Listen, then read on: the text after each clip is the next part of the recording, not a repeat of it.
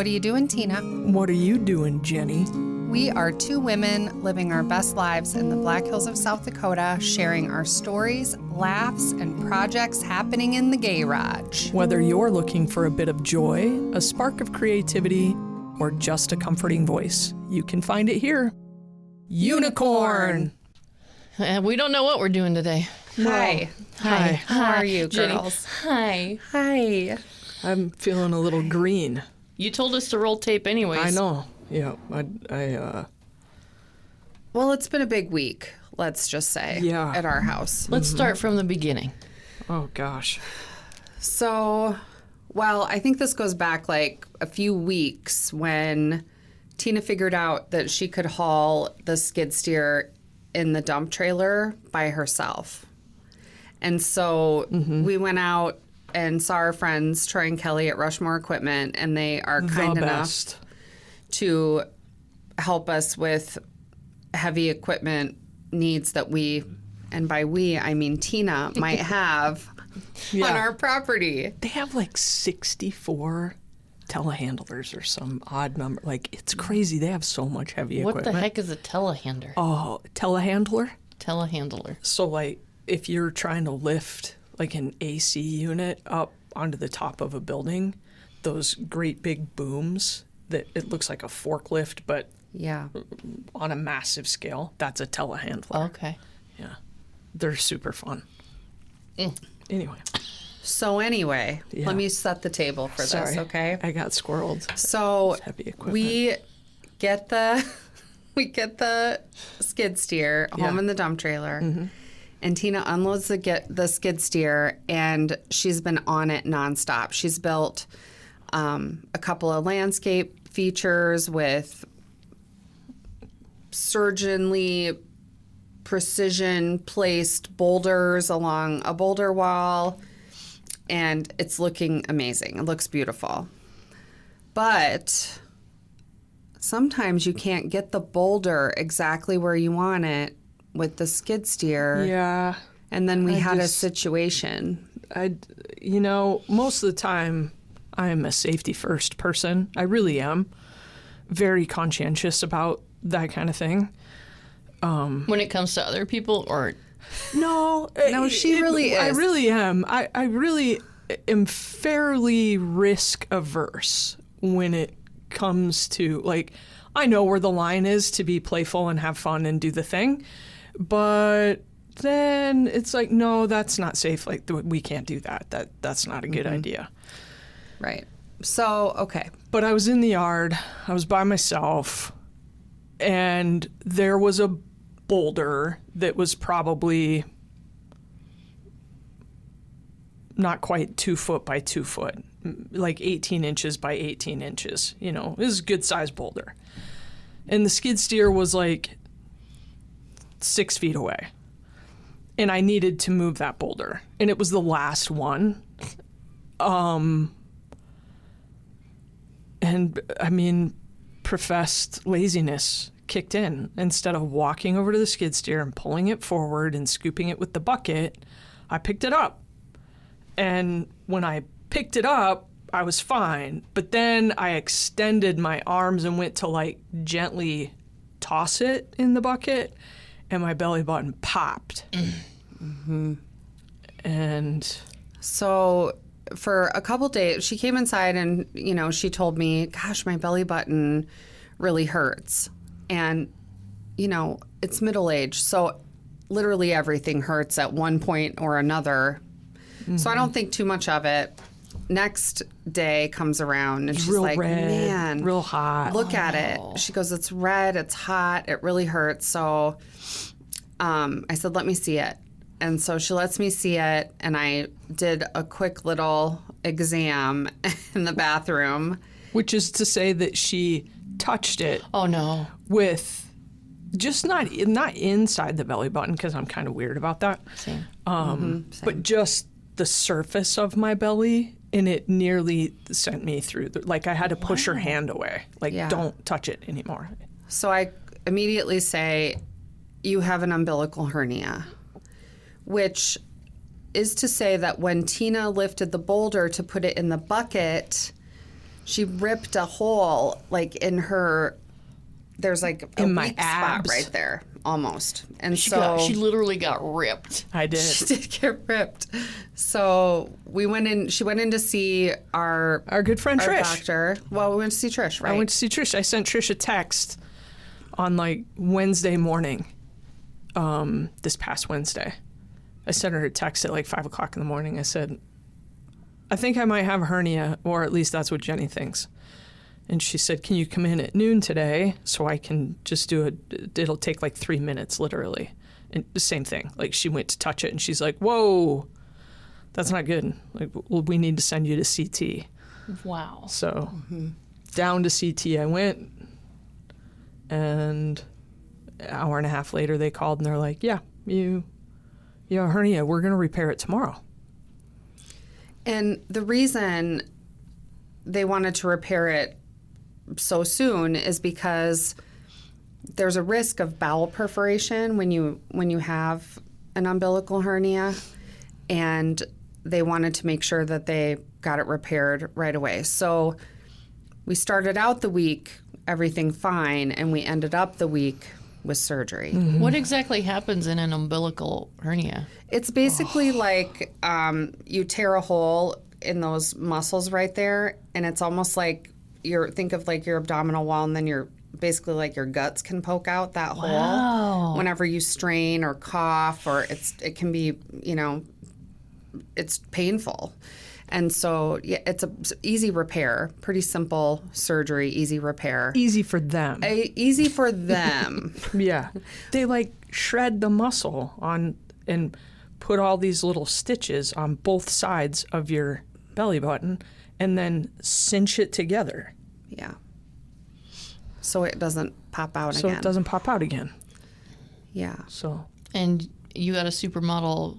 now I have Belly button. thanks to Dr. Fromm. I had two previous surgeries through a spot there, and I'm a very, very quick healer. I know a lot of people say that, but I'm a very quick healer, which is to say that I can develop scar tissue quickly, fast. Yeah, and so when I had my hysterectomy and then I had my gallbladder removed, that same spot was used right above my belly button, which I had a little like bubble of scar tissue, and it was kind of purpley pink. It never really, just, it doesn't bother me, but he's like, oh, I can fix that while I'm in there.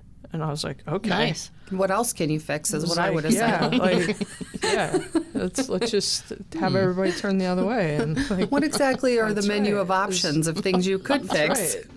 What are some things close by here? And again, like I had a it's so- hernia surgery, but I woke up with a facelift. and my boobs I are would back. I would Right? totally let Dr. Fromm do that. We're back to Tina doesn't do well with anesthesia. Oh my gosh. So It takes forever for me to wake oh up. gosh. So we tell everyone, and people like sometimes we're believed, sometimes we're not. When I say she does not wake up easily from anesthesia, they'll say, we always hear that. It's going to be fine. I'm like, okay, but she really doesn't. And so the surgery went 90 fine. minutes or, it was whatever. easy. Talked Yep. to Dr. Fromm afterwards. Everything's great. She's in recovery.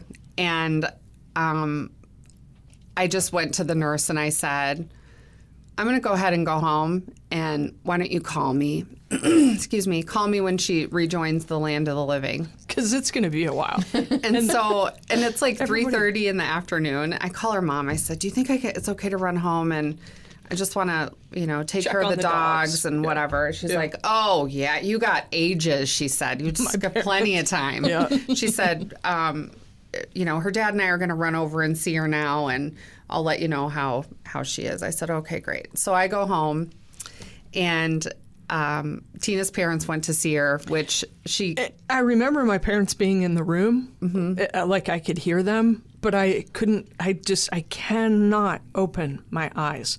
I can't do it. And then I get a little, I'm not verbally combative or anything like that. I just am not compliant with the oxygen in my nose. So I'll pull it out, but then my pulse ox drops like well below 70 and people freak out because I'm not breathing.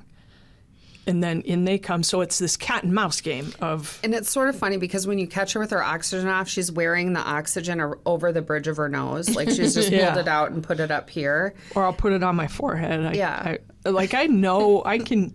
And I can hear the things that are happening around me, but it does not matter how much coaxing.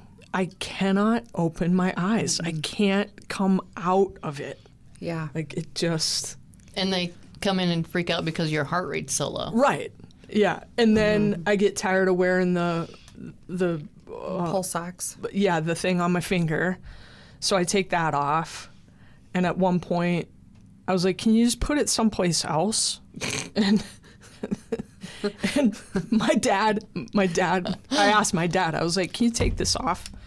And he did it. And then the nurse came in. And so then we were both in trouble. And I said, Dad, just clip it on my toe. So he clipped it on my toe. And that worked. Did it really? Yeah. For a while. So fast forward. So I leave at 3:30 to go home and take care of the dogs. And I don't get called back there until 11:30. Like it takes 7 hours that long. My math will so go the 8, nurse yeah. is like, she's basically like, I think we can pour her into your car to get her home. I'm like, cool. So I went and got Tina and picked her up, and we've been in a little bit of recovery mode. No. You guys did things. Well, not a lot of things. I just don't handle it well. And then it just takes me days. Like I still feel not 100%. I still feel like, my breath, and like when I use the restroom, like I'm still emitting all of that anesthesia and the yucky stuff. I read that this could take a week and a half to 2 weeks. Yeah, it's just awful. Yeah. And I don't feel like, I just don't feel great. Mm-hmm. Feel weak. I feel weak. I feel a little nauseous. This morning I do. I only had to take 1.5 pain pills. Everything else, and what was what'd they give me? Tramadol. Otherwise, I can just do Tylenol and or Advil. Mm-hmm.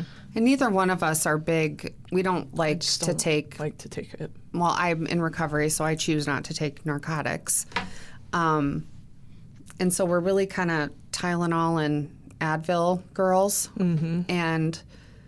But you had to break down and take break one down time. last night and take a half because I was in so much pain. Mm-hmm. So. And I think for me too, I've never been a narcotics taker, and neither of you. Mm-mm. But also, I think as we've gotten older, man, I can't. Like, it binds me up just something sensitive. terrible. Yeah. Mm-hmm. And I feel like, for me personally, that narcotics don't relieve my pain. They just make me maybe care about it a little less. But you just had surgery, so of course there's going to be discomfort and some pain. Right. And so, that's just part of the deal. It is what it is. I just start itching my face constantly. That in the recovery I do. Like my hair itches and my face itches, and I'm a hoot. I really am quite funny. At one point, my mom kept talking, like asking all these questions. And again, like I know what's happening and my eyes are closed and she's question. And I just went, shh, shh, shh. And I can tell you, I put my hand up and I was like, and she said, what? And I said, shh, no talking, just no talking. Oh my gosh. Did she listen? Yeah, they did. They left and went to the baseball game. And they did. The nurse came in. Her mom texted me and she's like, oh yeah, she's going to be out for hours. Like, I said, just close the blinds. Just turn all the lights off and just leave me in here. Just put me in a corner. And that's it. Yeah. I kind of have the same issue. You do? Yeah. And my heart rate gets down in the 40s, and they're like, Yes. Amy, like, Yeah. I'm like, I'm fine. like sternal rub, and Yeah. So she was at one point, she got back to the room and she's exhaling, but she's making the thing with her lips every time. And so that's when I decided to go chill at home. It's only 10 minutes away. So, I thought I can either sit here and watch her lips flubber in the breeze or go get something done. Right. Like, I don't care. Anyway, so we've been in recovery mode. Yeah. And I think... Just not feeling... And not just Tina, you're also in pain as well. Oh, my God. Yes. Can we talk about that? Yeah. If you want to. I do. All right. People need to know. Yeah. You sprout all this joy, but you're in so much pain at the same time. We really haven't posted a whole lot in the last few weeks, so it's No. probably good that we are Yeah. putting that out there. So in February, I arrived at work. It had snowed. There was a light layer of snow, and unbeknownst to me, there was ice underneath the snow. And so when I go to work, I'm like a Sherpa, right? I have my work bag, I got my purse, I got my coffee, I got my water cup. I was just loaded, right? The mom load. So I get out of the car, I'm walking into the office, and I slipped on the ice. And I didn't fall, but I slipped and I caught myself and I jerked my back super hard. And I knew something had happened. And I tried to just, suffer through it, it'll heal, what are you going to do? And anyway, it did not heal. I ended up going to urgent care. I got some imaging and I started some PT, and it was bad. And so I ended up going to see an orthopedic provider that, was a good friend of mine, and we got some imaging done. And long story long, I'm scheduled for a disc replacement in my back. And so it's just, people say, well, did you do it? Was it the injury that, did you win? And I say, no. I've earned this basically over, a lot of years. So it's a lot of degeneration. I don't have enough, bone there. So I'm kind of bone on bone, and there's a nerve that's pinched. And so, I'm scheduled for a disc replacement, which is what I did not want. I've tried dry needling, red light therapy, chiropractic, traction, Physical PT, therapy, all of it, and Just massage, rest, everything. all of it, And it is just, my back is trash. So I'm really excited actually about the disc replacement, because the disc replacement that they're going to use, it's actually like a joint that goes into your disc. So it's way better than a fusion, because with a fusion, it doesn't move. And Right. so this actually will move. There's people that run and play all kinds of sports with this disc replacement. I've talked to people in our own community who have had the disc replacement by the same surgeon that I'm having do mine, who have had awesome results. I've talked to physical therapists who work with people post replacement. And so, this isn't what I wanted, but this is where we're at. Yeah. And so, one of the things that's been hard for me is I've never had this kind of physical limitation before, and where it's just not getting better no matter what you do. And it's been really tough for me just to be limited so much by pain. And I have such a different appreciation for people who live with chronic pain. Yeah, chronic pain. I mean, I was just going to bring that up. God willing, I have an end in sight to my chronic pain. Have you ever had any chronic pain? Yeah, I have it right now. Tell me. My foot, I'm supposed to have surgery on my foot. Oh, And I that's keep putting it off right. because I'm going out of the country and I don't want to be Right. on a knee scooter. But I'm like having trouble walking around. Oh my Yeah, gosh. I have a bone spur on the top of my foot and on my middle toe. Ow. And as a teenager, I had bunion surgery. Yeah. And it was the old school way, and the bunion has returned. Returned. And now they can't fix it. They have to fuse it, and I don't want that. Oh, yeah. But I'm in pain, so I just might have to suck it up and do it. Oh, I just don't want it to change the way my foot looks and Sure. the way, Sure. I don't want it to change my gait. Yeah. There's Yep. so many things to think about. Yeah, so for sure. I've been sitting on this for a couple months. Have you asked the doctor about those things, about if it will change the appearance of your foot or your gait? He says no, but my mom had her toe fused, and she says she wished she wouldn't have done it. How long ago did she do it? A few years ago. Probably Same or different surgeon? 10 years ago. Different. Okay. So that's Yeah. good. It would But a be- fusion is a fusion. Well, but I mean, techniques have changed, and I mean, Yeah. it could be a different. I don't know. Maybe it's the same joint. Maybe it's a different joint. I don't. It's the big toe. Yeah. Yeah. And he said he might have to fuse a couple of toes. So Yeah, but instead of your joint moving like this, Yeah. it stays like this, and so you have to roll on it different, yeah. Mm-hmm. Okay. But pain, Right. It's yeah. real. What's the alternative? Yeah. know. Exactly. I'm just waiting for something better, I think. yeah. Yeah. So I think, well, I'm tentatively scheduled for August 21st. So maybe you should call the foot surgeon and you could see if we could get, you could have Like it. a and then- twofer? Right. And then we Yeah. could just post up and recover. That would be fun. Tina could take care of us.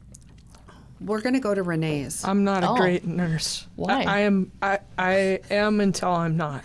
Tina, well, to be fair, she really feels like she's being helpful in the moment. Mm-hmm. Feels like were the key words in that sentence. So she kind of turns into Nurse Ratchet because she's trying to Like get here, you to, get this, like, and then I'll move. oh my gosh. Then I'll move again. I would get so mad at I you. know. She's, Works though. which juxtaposed with the kind of nurse that I am, Yes, which is those two things are very far polar apart. opposite. And so she's like simultaneously bitching at me to like do more than I think I can do, while also bitching at me to take it easy. Yeah. Doctor said you're supposed to do this. Wait, I'll get that for you. It's very confusing. So Renee lives 2 doors down from us, and Renee, the nursing care at Renee's Top notch. is top notch. Does she give you a bell or what? She Top is notch. she's just nurturing and sweet and kind. And so after I have surgery, I'm actually checking into Renee's respite for a couple of days before I go home. So that'll be fun. Where are you going? Where are you headed? I'm green. Oh, no. Oh, she's feeling puked. Yeah. I need to check the camera. Shoot. You look like you just got... Never mind. It's recording. Okay, you're in there. Okay. It's been distracting me. Worried about it. We can edit this out or keep it. Okay. Should we talk about her while she's gone? Now that Tina's gone, we can talk about her. Yeah, so let me give you the real deal. She's the meanest nurse you've ever had in your life, and she knows this about herself. She thinks she's trying to be motivating, and it's not that, because I don't know. I'm just I'm a little weepy after surgery, and I think one of the things about chronic pain, surgery, and recovery that's hard for me, and I think it's also part of aging that's hard for me, is admitting vulnerability or that you can't do something. And I've I guess, such a strong-willed person, like just push through it. You know, pain is weakness leaving the body. My dad Right. used to say that.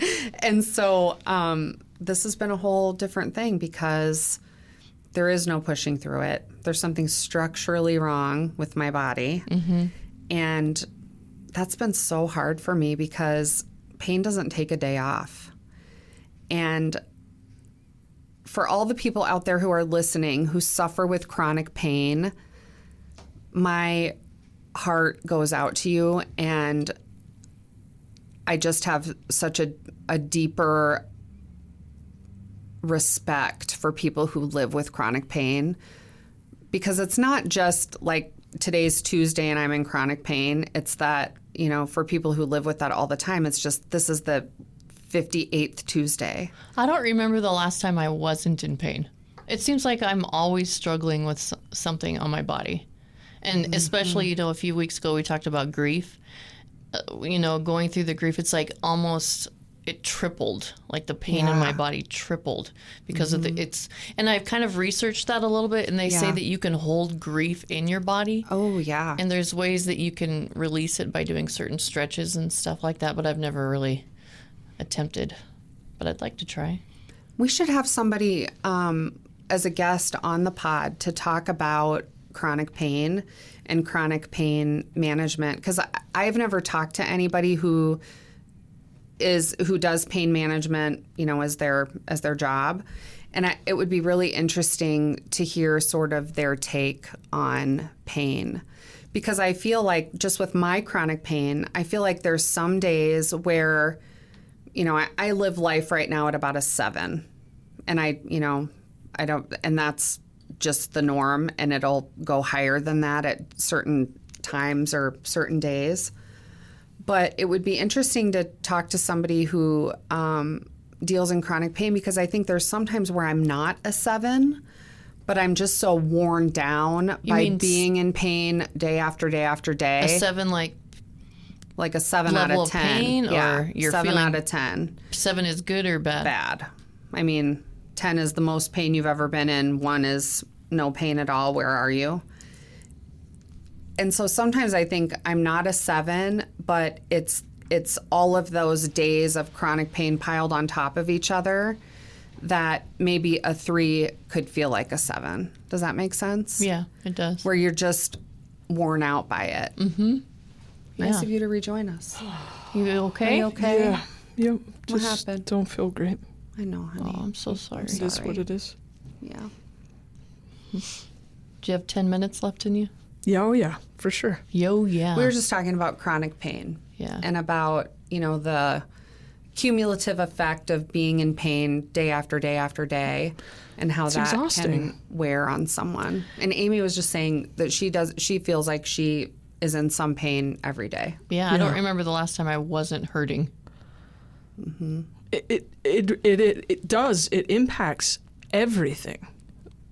Your mental fortitude and your emotional well-being and your, you know, the fun factor of life. I mean, it's just it impacts everything. Yeah. So And I think too, when you work in a people or a business like I do, there is no I can't today. People are counting on you. You have to show up. You got to do your life. You got to do your day.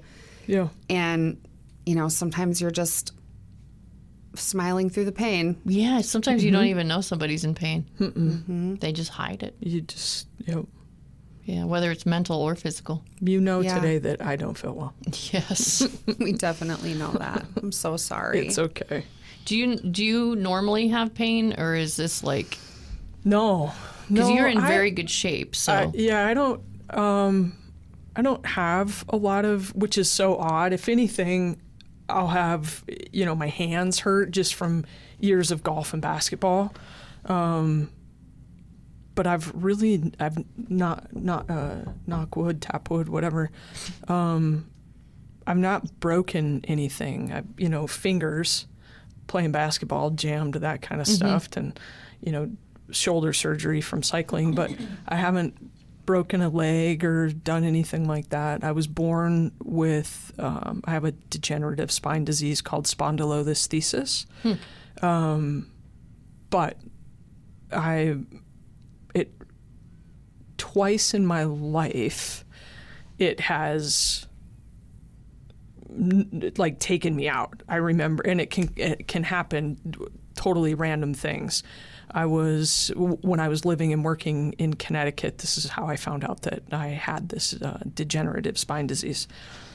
We were out golfing, my boss and the other two assistants. On Mondays, most private clubs are closed, so staff tend to rotate and play, other facilities.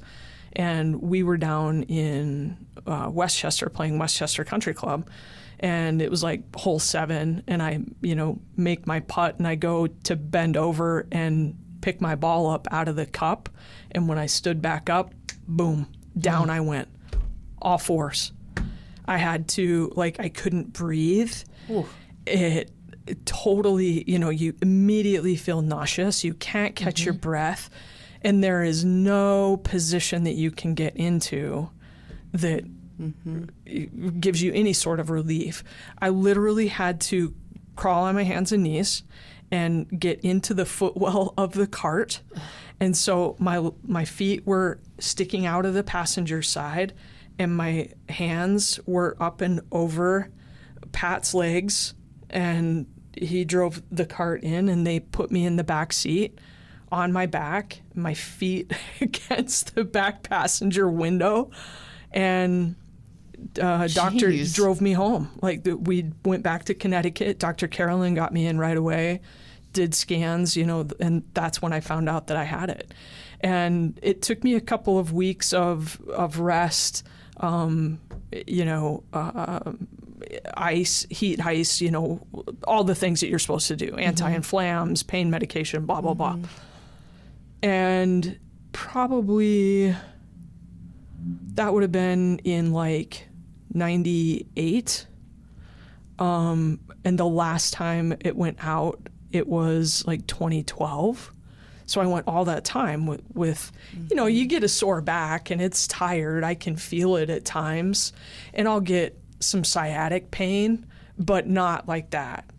And then in 2012, I remember getting dressed in the morning to go to the golf shop, and I was standing up in my closet and I was pulling my sock on. Boom, went again. Jeez. Yep. And it knocks you out. It is so awful. Take your breath away. Yeah, you can't catch your breath. You can't get comfortable. You can't, it's there is nothing like it. And thankfully I haven't had anything happen since then. Every now and again I'll get a knot in my butt cheek, and I can feel some pain radiating from the sciatic being pinched. There's an opening there that nerve runs through that can get tight when you get inflammation in there and it pinches, but nothing like the two of you deal with day in, day out. Wow. Lots of autoimmune diseases too out there. I do. Yeah. I was going through something at one time where I was getting big, rashes on my stomach and my arms, and then just all of a sudden it went to my I had stomach pain, and then it was moving into my joints. Oh my gosh! And there were times where I had to scoot down my stairs on my my gosh! And I was going to the doctor, rheumatologist. Yeah. Nobody ever figured out what it was, and then I ended up changing my diet. Yep. My dad and I went gluten free. Yep. And then it's so crazy. It is, and I'm eating gluten again. But I probably do it in be. moderation. Yeah, I have Crohn's disease. My mother has Crohn's as well, and before my mom's, is Crohn's considered autoimmune? It is. It is. Yeah, that's what I thought. Yep. So I used to take Humira injections, and my mom's Crohn's, she's had two resections done at Mayo, and was doing Remicade infusions. And just a theory for me, but I'm fairly certain that her multiple myeloma is a result of the Remicade infusions.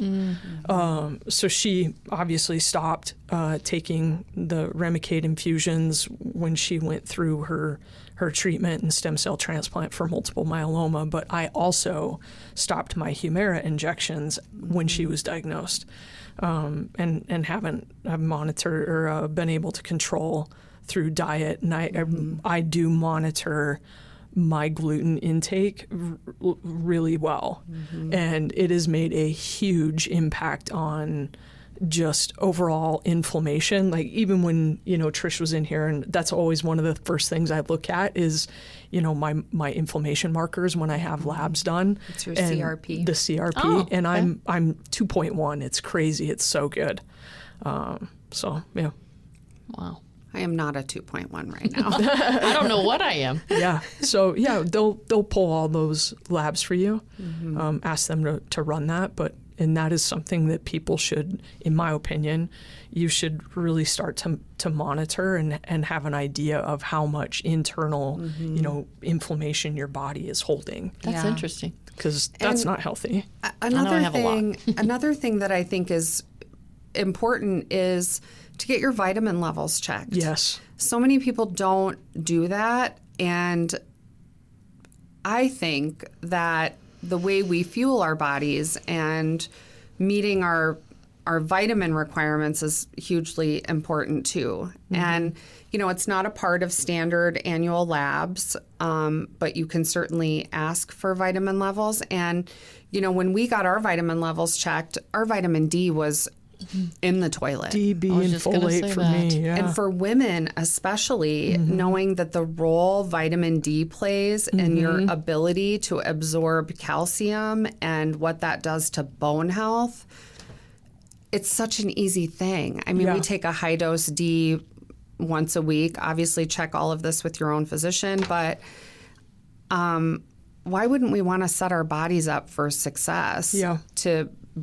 be able to heal the things that we're trying to heal. What did I just say? Nothing.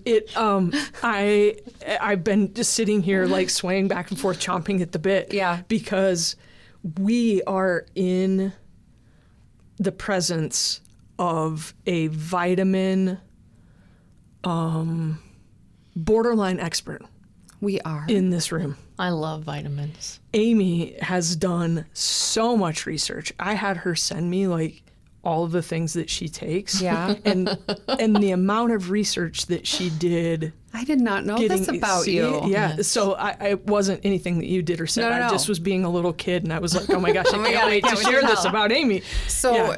to take it one step further, I'm actually getting a hair follicle vitamin test. Oh, that's so cool. I didn't know that. Because with your Things I hair, I want to do that. like I know. it's a longer range kind of Right. picture. And so yeah, Lindsay, Black Hills Natural Paths is taking. She's gonna come. Wow, that's cool. She's gonna come cut my hair. I didn't know that. However much she gonna needs. Just pull a couple. pluck one out. Yeah. That Yep. always hurts. That's awesome. Because, like I said, vitamins aren't something that are normally Right. checked. And so for everybody out there, you got to be in charge of your vitamins because Right. no one else is going to yeah, go it's out not of their way to do that. it's not a typical thing that people think to when they are feeling unwell. And, on the heels of a conversation a couple of weeks ago about GLP-1s and bariatric surgery, after your bariatric surgery, your absorption rate has changed. So it is really important for you Huge.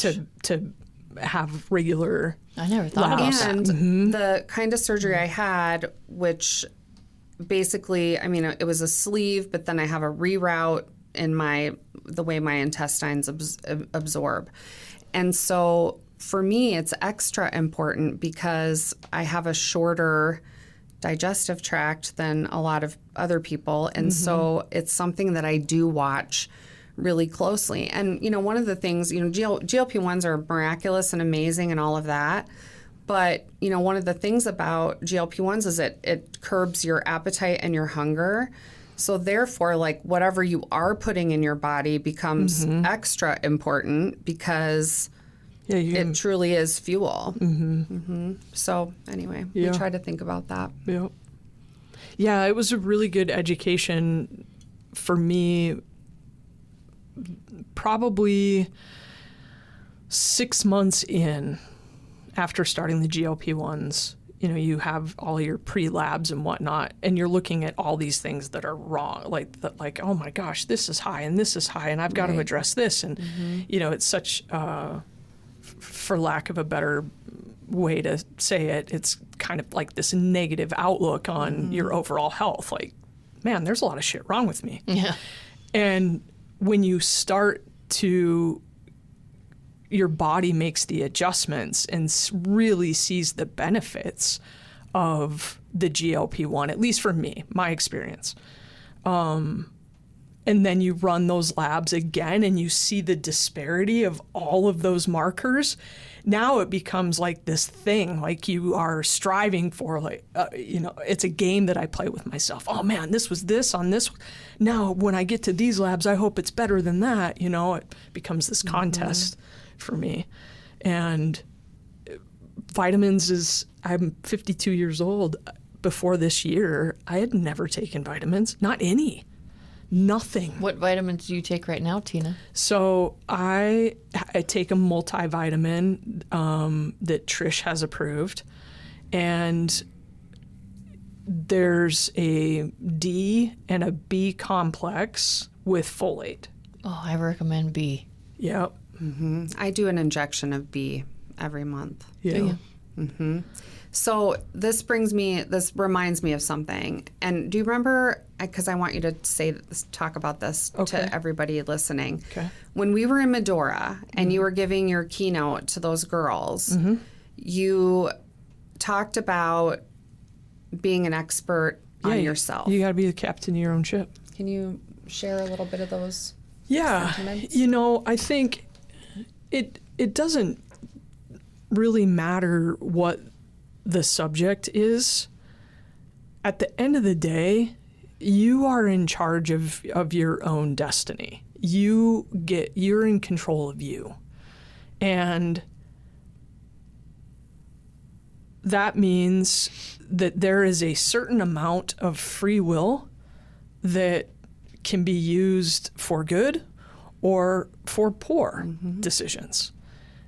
And we all have that in us. Like, I'm not above making bad decisions or bad choices, or, instead of eating XYZ, I have ABC, or whatever the case may be. But I think it's important to understand that nobody's gonna do it for you. Like, there is a vast world of information out there, and unless you ask the question, the information is not going to just be fed to you. And that goes for anything. Yesterday, I had to take my Jeep into a local repair shop because I broke the head off of one of the bolts for the valve cover when I was replacing the gasket. And it snapped off down into the block, and it's going to have to be drilled out. We have no idea what you're saying, but we care a lot. Yeah, we're shaking our heads. Like, we that's happened to me before, too. I appreciate that. I appreciate damn that. valve gasket. So when I went in, what she said. when I went in to talk to Sean, I've never been in this situation. And I could have dropped it off and said, there's a thing that broke off, and, whatever, just call me when it's done. But that's not who I am innately as a person. I want to learn. I want the information. I know enough to know that this is what I did. I'm pretty sure I know how I did it, but I want to know how to fix it. And that's what I mean by being the captain of your own ship, that you are in control of your own path, your own destiny. If that information, if those things are not important to you, fine, move about your day. But if there is something that maybe causes you to tilt your head, or you have a question based on information that a doctor has given you at an appointment or a realtor has given you when you're getting ready to list your home, or the car dealer has given you when you're talking about interest rates, whatever it is that causes pause, listen to that. It's okay to not know the answer and tell people that you don't know the answer, but you want to know the answer. Explain it to me. Help me understand. I say that a lot. Help me understand. I also, we also identify ourselves as lifelong learners, that we're always seeking to expand our knowledge or, improve ourselves or the world around us or whatever. And I think that identifying yourself, I think everyone should identify themselves as a lifelong learner. We are all students of this world and of one another. And I feel like when I approach my life with a spirit of curiosity and bringing that energy to wanting to know more about whatever the subject matter is, doesn't matter. I feel like a student of the universe, and that's a cool way to walk through daily life, I think. I love that. Student of the universe. Yeah. And I also have people in my life who are deathly afraid of going to doctors, who like sort of if I don't know it's a problem, it's not a problem. And my friends, I want to tell you that in middle age, that is no longer an option. It's not an option. When you were 22, that is an option. Right. When you are 52, it is not an option. Like if you have not gone to your doctor to get an annual set of labs and a check under the engine. Those are the things that we in our age group, you talk about. You talk about mammograms, you talk about colonoscopies, you talk about pap smear. Like these are the things. It's maintenance. It's maintenance. Mammograms. Maintenance. And so we are now at the point where prevention is not an option, and we have to come and do the things that we're supposed to do, like mammograms, colonoscopies, annual physical, annual set of labs, so that we can keep our engine running smoothly, so that our earth suit can do the things that we want it to do. Yes, exactly. And don't forget to go to the dentist. And don't forget to go to the dentist. Too. See, check your eyes. Like all those appointments that Oh, the eyes. that you used to shake your head at. Like your parents, my mom would, make before school started, get your eyes checked, get a physical, have your teeth cleaned. And I'm like, I brush my teeth every day. How can my teeth be dirty? Yeah. So, and I also think that, by doing some of these prevention things, hopefully if there is something that needs to be addressed, you catch it at an early at an early spot where it's not going to upend your life. I had we had Dr. Thornburg in here when we were talking about Made for Shade, and I had my biannual, because I go every 6 months, full body scan. And there were 3 spots that she was not excited about and took off and sent out because they were questionable. And she mentioned the M word on one of them. But I got the call back yesterday, and no melanoma. There's, some basal cell carcinoma, but clean margins when they took the biopsy. So in a month or 45 days, I'll follow up with just some chemo compounded cream. But these are the things. Like, everybody don't loves skip chemo this cream. stuff. Dr. Thornburg, what she taught me when I went is you should not have freckles between your toes. That's true. It's true. She removed one for me. Yep. So I don't know. We're at that age where We have to do a little maintenance to keep the car running. All the stuff. It's not just about if we were a Botox car, and teeth we whitening. wouldn't be a new car. I don't want to this sound point. like glug, glug, glug, glug. Right. I want to be Right. like, vision, vision. Like your Jeep when you just start it up. Oh, I love that sound. It's got a so roar. Oh, I can't wait Right? to hear it later. That's right. So fun. What should people take with them today? Well, I think people should take with them that they have the responsibility for keeping their car tuned up. And so if I want to issue a small challenge, which is that if you haven't had an annual set of labs or physical, please do that. And become an expert. And take care of yourself, because no one else is going to do it for you. There's no doctor Right. that's going to come knocking on your door saying, Amy, Make your checklist. did you take Yeah. your vitamins today? Oh, yeah. How are you Yeah. feeling? Like let's make a quarterly checklist. If you know, we're all really good about quarterly checklists at home, and you know, financial health and fiduciary responsibilities, things like that. But you should have at this age, if you have not had a colonoscopy, you need to get that scheduled. If you have not had a full body visual look from a board certified dermatologist, you need to get that done. If you have not had your labs done with vitamin levels, all of the things, you need to get that done.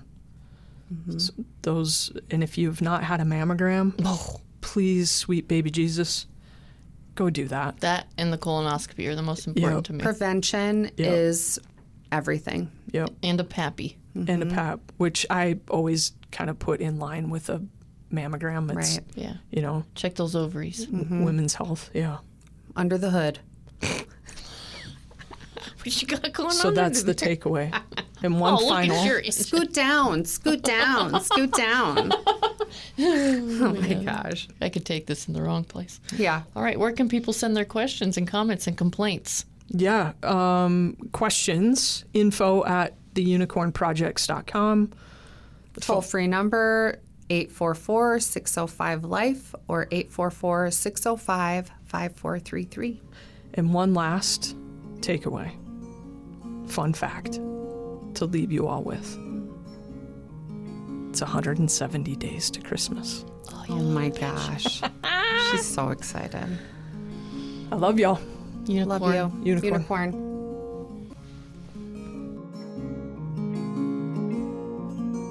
Thank you for tuning in to the Unicorn Projects, hosted by Amy Rose with Jenny and Tina. Music by Caroline Kilty. Produced by Russ Haddon. Engineered by Chris Jaquez. It's the Unicorn Projects on the Home Slice Audio Network.